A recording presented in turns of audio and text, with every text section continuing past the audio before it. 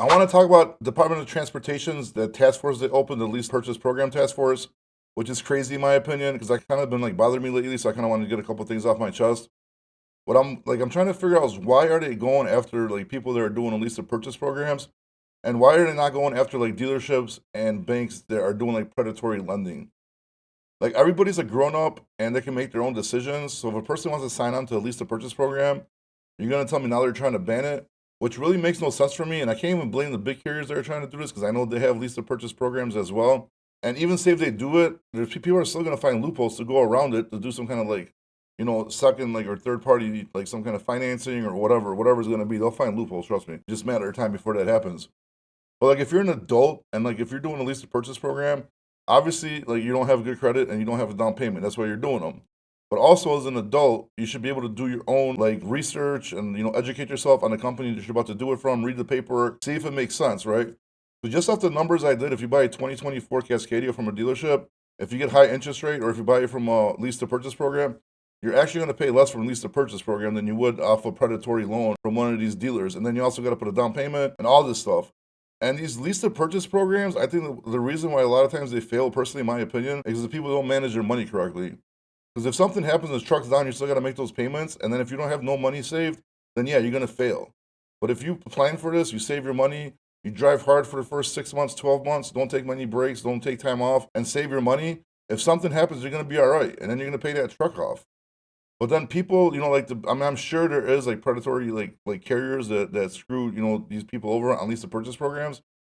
But if you find a good carrier and you actually do the lease to purchase program correctly, you can succeed in it. You know what I mean?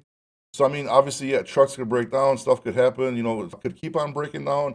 You're gonna have some bad luck. So obviously, I understand that. But like overall, I think a lot of times either like the carrier was bad and they screwed the driver over, or the driver wasn't financially like literate or wasn't financially good with saving money, and then he messed up. So now he's trying to blame somebody for him messing up. And also they have these walkaway leases. So say the engine blows somewhere, you could just be like, whatever, keep my last check or two, and then I'm out of here. You know what I mean? Like, so like I really don't see what the big deal is, and I just think that a lot of companies are doing it the right way.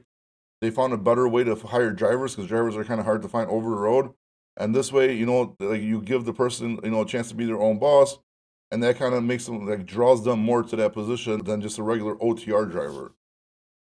So I just don't believe that the government should be like butting their noses again in something, that people are doing is just getting out of hand with these regulations. And I don't think the lease to purchase programs are bad. I just think they're not for everybody. If you have good credit, you got down payment, you know what I'm saying? You're not gonna do a lease to purchase program, you're not. But for people that don't have good credit, don't have money down, well, first of all, even if you should have money down, even if you like say for example, you should save money to buy a truck, and then if just say you get the lease to purchase program, at least you're gonna have that money backed up if anything happens, you can fix your truck and keep on rolling, and you're not gonna fall behind. You gotta financially plan for that stuff.